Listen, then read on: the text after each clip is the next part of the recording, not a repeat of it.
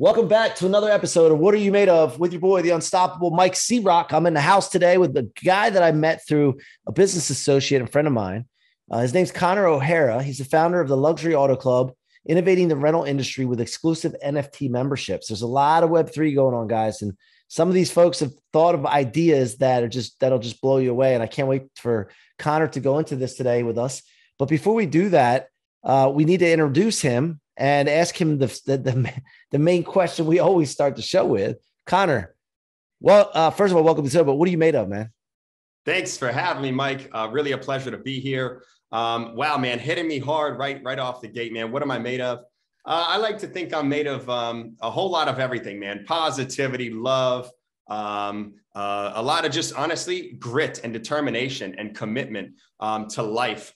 Really, I mean, you just hit me with this question on the spot, and without even a time to think about it, I would say, right? I mean, look, I'm a guy who's full of, once again, love to myself, to others, to my community, to my family, friends. Commitment to myself, to my community, to my lover, to my family, the same exact thing, to my purpose, to my career. I would say determination, because once again, being an entrepreneur and showing up to life takes a hell of a lot of determination and commitment, right? You can't just expect necessarily to show up and just speak it into existence and it appears right away with no trials and tribulations and ups and downs. So the determination of showing up to life every day, the commitment to showing up to life every day, to once again, my passion and purpose. So, and then just the good energy. I was always, I kind of coined, it's funny, in my hometown, Eastern North Carolina, I was, I think one of the first, probably, I don't want to say one of the first ones, but I started saying good vibes. This was 15 years ago. And people are like, what is that, man? What is that? And I was like, just all about the good vibes, everybody. It's just, and long story short, I became the good vibe king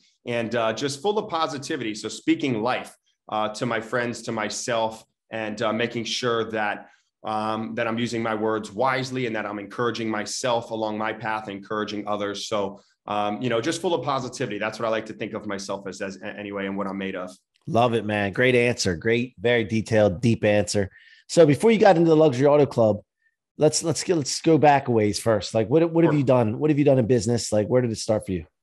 Yeah. So, I mean, I consider myself an entrepreneur since a young age, Mike. I was born in Fort Lauderdale, Florida, where I currently live now. I moved back about 5 years ago. But I grew up in Eastern North Carolina. I lived in Charleston, South Carolina as well. But, when I lived on the golf course in Charleston, I was out picking up golf balls, washing them, cleaning them, selling them for a profit to the golfers. How old were you when you were doing that? I was probably, I'd say 8. Yeah. I did the same thing when I did the same thing at the same age.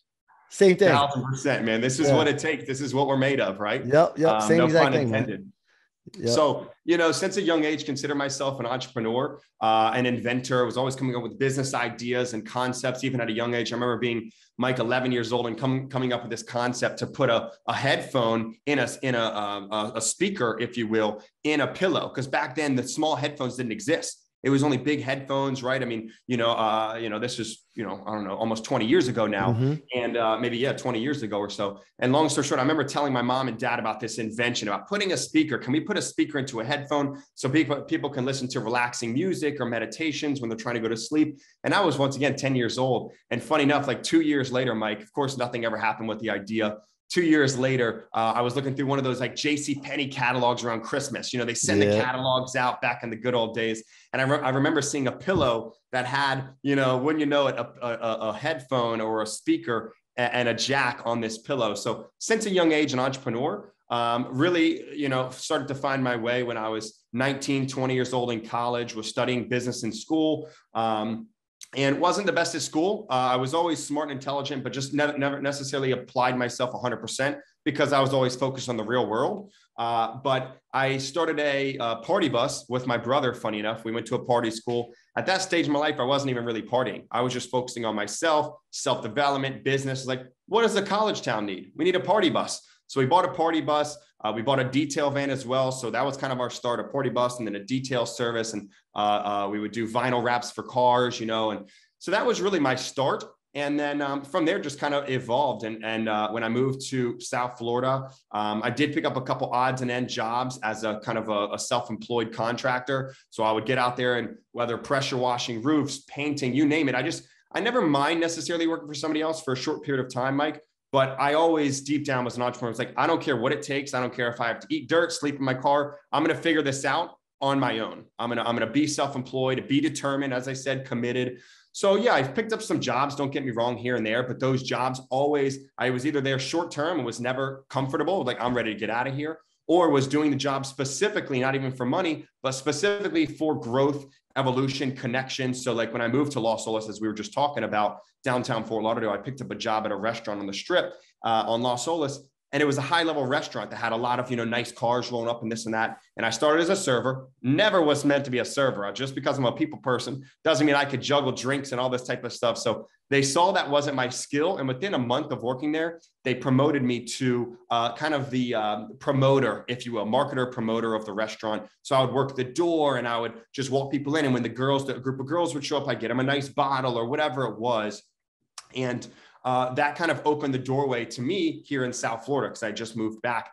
And then I found my way to a couple other jobs. And really that led me to insurance, where I started my first LLC under insurance. I led a team, was brought onto a team and then slowly built my own team. And we led really one of the number one agencies in the country, $1 billion insurance company. There was 70 plus offices, I would say, I think even more than that. And we were, every single week, top 2, top 3 in the country. Our team specifically, myself and my partner's team, finished number 1 in the country. So that was my first taste of success. Without grinding and pressure washing and this and that and the party bus. That was my first taste of success. Insurance was a great business. And that was what really opened my eyes and saying, all right, I always knew I was worth making X, Y, Z. And that was the first time, Mike, that I saw the checks.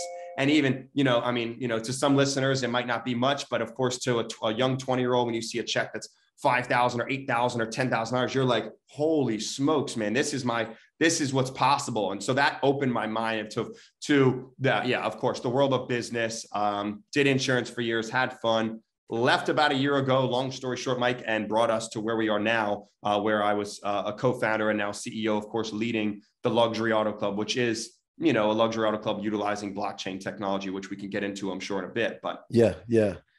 So that's the gist of it. So let's go back for a second here. So I want to talk about the restaurant business for a second. So I was in the restaurant business for a time when I was younger, and there was a lot of partying after the hours, right? Because yours probably was open really late or early in the morning. Mine would, we would close at 10 to maybe 2 o'clock in the morning at the latest at the bars I would work at. But then there was always an after party.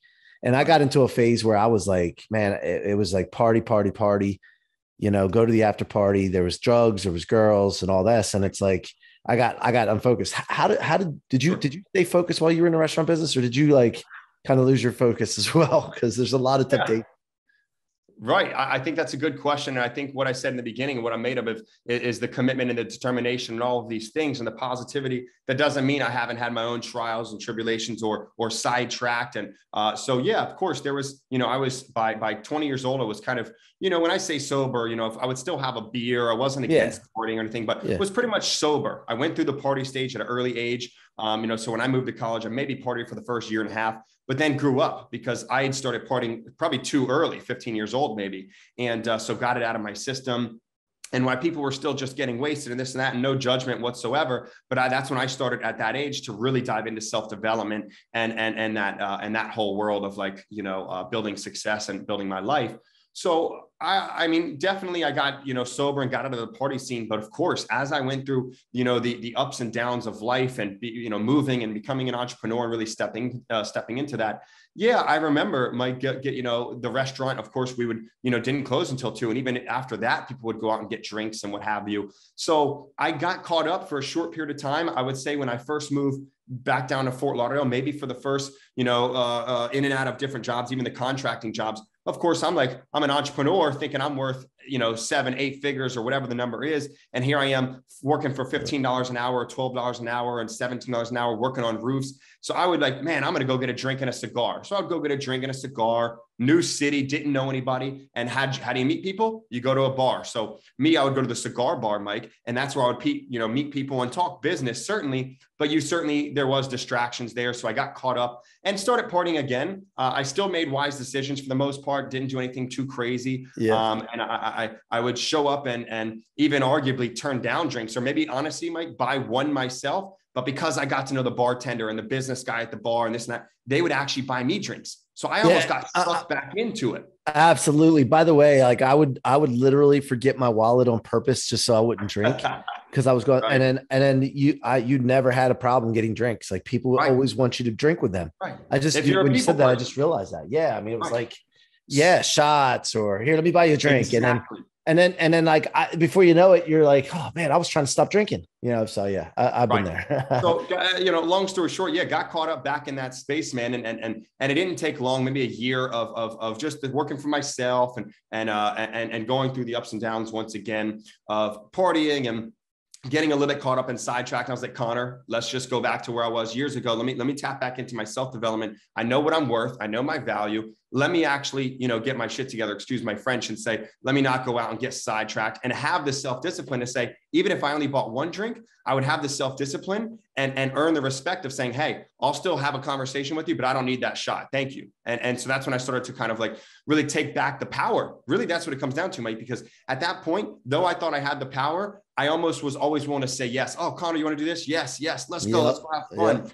And so though I wasn't choosing it or creating it myself with actually my dollars and buying the shots or this or that, of course, if it's offered to you and you're a people person or outgoing guy, you get caught up. So that lasted for a year and a half. And then pretty much with that restaurant job on Los Olas, Mike, I was like, you know what, after, the first several months, and I got promoted and all the things. So, you know what, I'm done with the restaurant business. I know what I'm worth. And that's when I really kind of stepped into, the world of solopreneurship or entrepreneurship with insurance, and went full speed into that, and haven't looked back since. Listen, do I celebrate with a nice glass of wine or a cocktail every now and then? Of course, if I'm on a beach, maybe I'll sip a beer, but for the most part, I'm committed to the journey of self-discipline, self-education, and really making sure I'm holding myself accountable and not getting caught up in the sauce. Now, with your insurance, and you left insurance, right? You said left insurance. Yeah. So what was take us through that ending part of that? Like, how did you decide when you're making decent money that you wanted to leave that? And by the way, like, there's a lot of people that are stuck in good.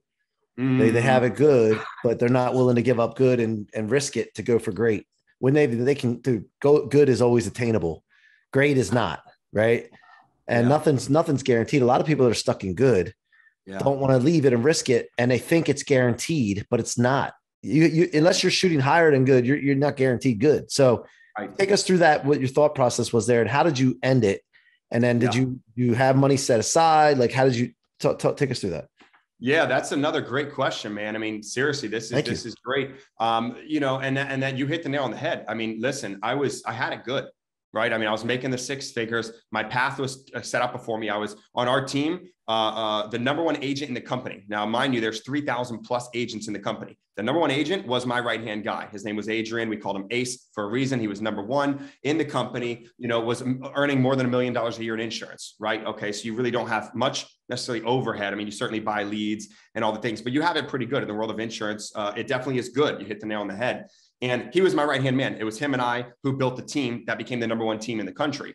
So, my path was set out before me. I didn't earn to his capabilities. Out of 3,000 agents plus my first year in the business, writing on my own completely, I finished maybe number 140 in the company out of 3,000, which is incredible first year. It doesn't really happen. So I definitely was a top earner, top performer. And I thought I had it great. I didn't.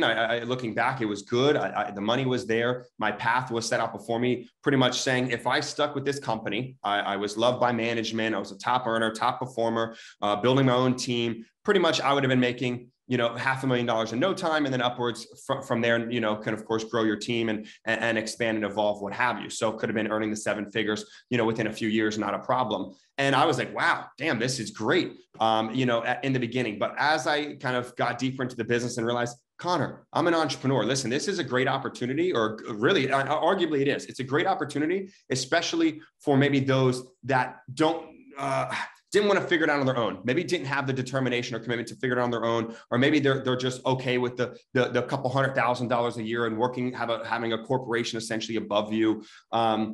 But it took those 2-3 years for me to realize, Connor, once again, what are you doing? Snap out of it, right? Don't get comfortable. You were destined for greatness. At 18 years old, I was saying, I'm going to be a public speaker, speaking to tens of thousands of people. I was studying the greats, the Tony Robbins, the Grant Cardones, since the very beginning of the Instagram age. And, even before that, reading books as a child. But so I snapped out of it when I realized I wasn't happy. I was like, you know what? I'm not happy. This is not going to fulfill my purpose. And it's not even about my personal happiness. It was selfishly as well, but really it was bigger than that. It was about my family, about the community. It was about the world. And what did Connor have to offer the world that couldn't be fulfilled in being a top earner, top performer in insurance?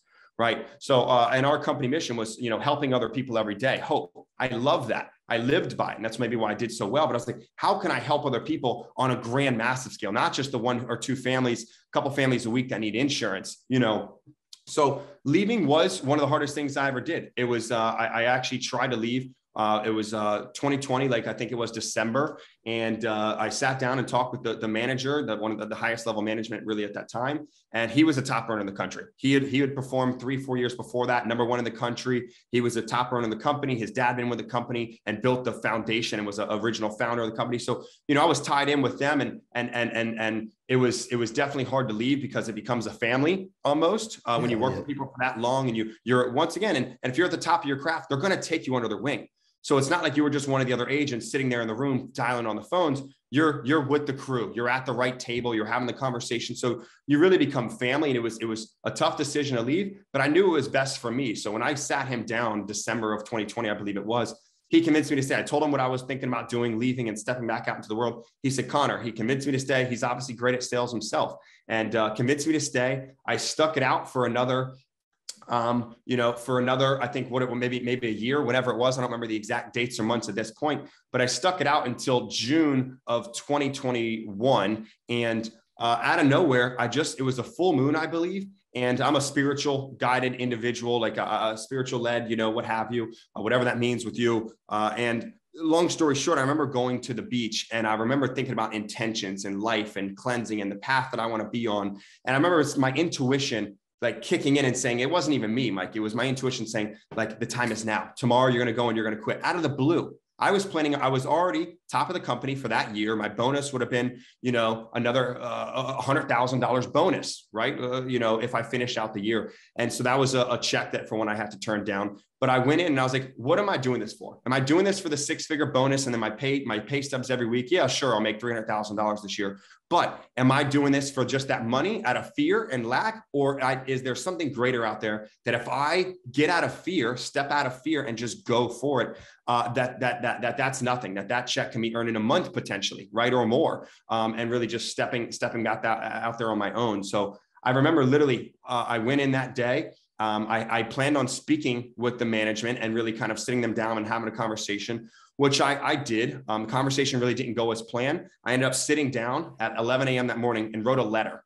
And this letter was going to be short, going to be one or two paragraphs. It ended up being just this long letter, put a lot of heart into it and turned it into management and walked out on a freaking random Thursday at 11 a.m. and, had tears shedding down my eyes. It was definitely a hard move to make, walking away from the money and the family that we had built, but I knew it was best for me. And that was a year, June 22nd, I believe would make a year. And here we are, I'm on the path, I'm on the journey. We're getting ready to take our memberships live. So it's an exciting time for the company. Wait. So we're going to get into that, but did you have an income at that point when you left? Well, insurance, I had some residuals. I had some bonuses that were still being paid to me. So that was a blessing. Listen, insurance was a great business. And especially as an entrepreneur, if you can start your own agency, it's definitely a great business to get involved with. You have the residuals. So I had enough money to get by. I think I got a little bit ahead of myself, and I don't want to say cocky, but I think I got a little ahead of myself saying, oh, the world is mine. I got this money. I'm good. I'm going to go crush the world of entrepreneurship. And of course it's humbling when you step back out into your own, you don't have a company that has the foundation built and you're on your own. You could probably speak about it more than I could, or the Grant Cardones or any greats that have an empire at this point. It's like, man, I got not leveled, but it was humbling to after the first couple of months and I'm building the company and I'm continuing to build relationships. And I'm like, okay, wow, we got to really start pouring in some money because this money's not going to last forever, especially Mike, with the lifestyle that I was living. And that's one of the things about insurance. you work your ass off so hard, you have this big check come in that you go, like not ball out, but you spend your money to kind of fulfill your life because you're giving so much to insurance. So I put myself in the nicest building in Fort Lauderdale, nice high rise, which is a huge blessing. Even some mentors told me not to because it was expensive. They save your money, stay in your cheap apartment. But I knew, Mike, with my bigger vision, that was small-minded. Like a Grant Cardone would say, why are you going to save money to live in an apartment that doesn't inspire you, that you look around, your neighbors aren't going to give you any good advice. They're not going to feed into you. They're not going to be any good business or networking connects. So I was thinking bigger, saying, you know what, I'm willing to quadruple. I quadrupled my expenses when I moved into this building, knowing, even though it was once again, I mean, there's fear when you do something that you sign that contract for the lease. But I was like, you know what? This building is going to help me level up. It's going to put me around the right people. It's going to inspire me. So when I wake up, I'm going to wake up and look at a building and a surroundings and an environment that gives me energy and motivates me to become successful. There's Lamborghinis, Rolls Royces, you name it, and Bentleys in the garage. What is there not to be inspired by? So, even sometimes turning down a mentor's advice when they're thinking small and you have a big vision. Yeah. But I did have some money saved up. It didn't last forever, of course, building a company, so it's been a hell of a journey over the past year, but it's been exciting. And it's been a year of evolution and growth, to say the least. So talk to us about the new company. How did you come up with the idea? Where did it all start? And then what's going on with it now? What's the vision?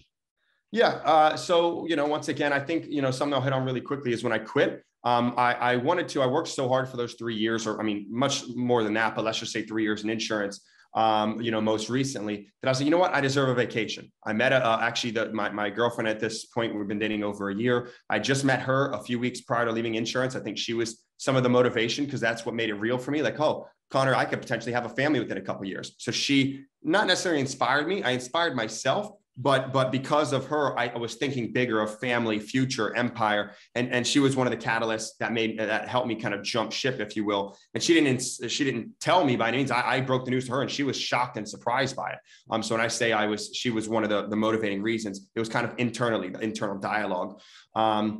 But so I traveled for a couple months just to kind of let loose, have some fun, get my mind in a positive place of what's next with my life. I was dating her. So of course that, going through the beginnings of an evolution of a relationship, that was a beautiful time of my life and experience.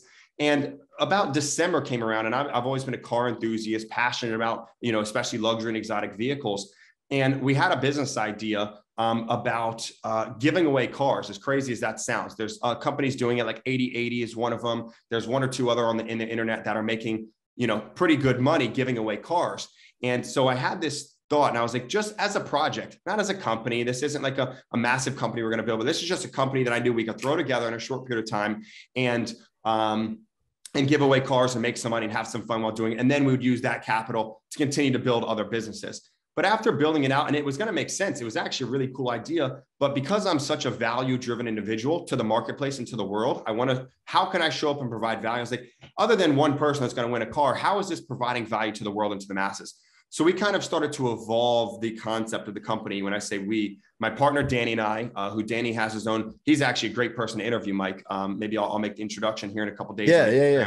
A legend, built a huge company doing $100 million in sales in the CBD industry, but love to introduce you. But my business partner, Danny, who I met here in the building, and then my cousin, Corey, is our creative director. He's a very creative guy. So we were sitting around at the table and just kind of evolving the idea and said, you know what? We need to bring exotic luxury rentals into the Web3 space, because nobody was doing it at that time. Now there's a couple people trying to do it. I don't want to say they're not doing it right. They're kind of just threw it together and launched early. We've really built something special over the past 7-8 months, but it really evolved from just this small concept in a living room of giving away cars to now what is known as the Luxury Auto Club, which has some major, influencers we're working with. We have some advisors on our team that are, have sold companies for upwards of almost $1 billion. So we have the right minds and advisors around us that are going to help us scale to even much bigger than what the original vision was. But essentially it's a luxury auto club utilizing the blockchain. So what does that mean? Your membership, when you purchase your membership, it comes in the form of an asset, right? Your membership is now an asset because it's considered a non-fungible token, which means it's transferable. It holds its value. It can increase in value. So instead of like a Freedom Boat Club, which I love, nothing against Freedom Boat Club, or even exotic car memberships that already exist in the regular real world outside of Web3, you can buy a membership and it costs you maybe $65,000 a year. Some of them are $10,000 a month, $5,000 a month, $15,000 a month. There's typically levels to it.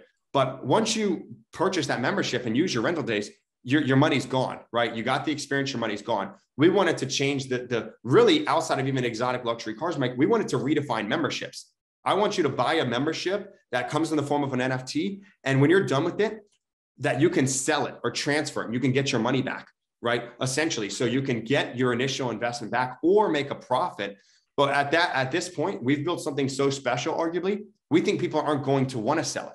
This is something we believe is going to be almost generational, of like a father, who has, or a young 20-year-old entrepreneur, 30-year-old entrepreneur who's loving it, thriving and renting cars and do what have you. He gives it down to his son or daughter, or maybe gives it to his younger, a nephew who can be passionate about cars. So that's kind of what we think we've built. Something special. So you buy an NFT did you guys launch yet?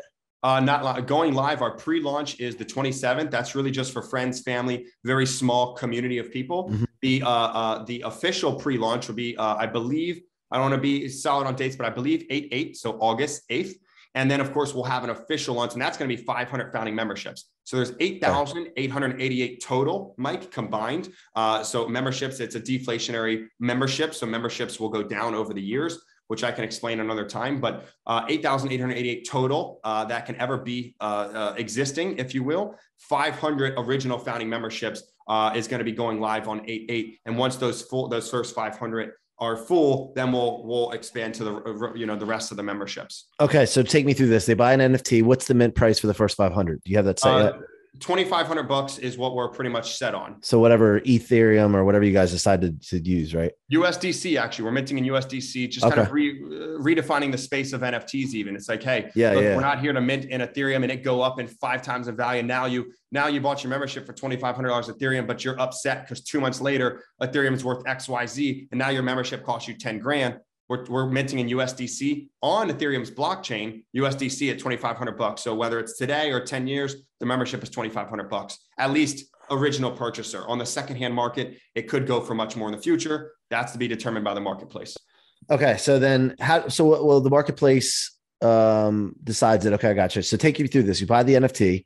Right. And then what happens from there? You have access to so many minutes or hours of the car? Yeah. So access, you hit the word on the head. It's access. What we like to say is access to elevated minds, right? Elevated minds is in our community. Okay. The community of elevated minds. What does that mean? Successful entrepreneurs, people that are crushing it in real estate, podcasts, you name it. You could be a teacher crushing it. And if you have value to bring to the marketplace, or to a community, you're certainly welcome, right? We do have a qualification process where we're finalizing those questions now, because we do want high-level entrepreneurs, not even entrepreneurs, but high-level thinkers, forward thinkers, people that are positive and have something that they feel they can offer to the community and to the world. So, elevated minds, exclusive experiences. What does that mean? Exclusive to our community. Okay, you get access to cars that you typically probably, maybe if you could get access to them, you're certainly paying a higher, premium, right? Because through our membership, we get 20, 30, 40% off depending on the tier of vehicle. Okay. So you'll get 20 to 40% off of a vehicle that even if you know the owner as a friend, maybe, you typically don't get these prices. At most,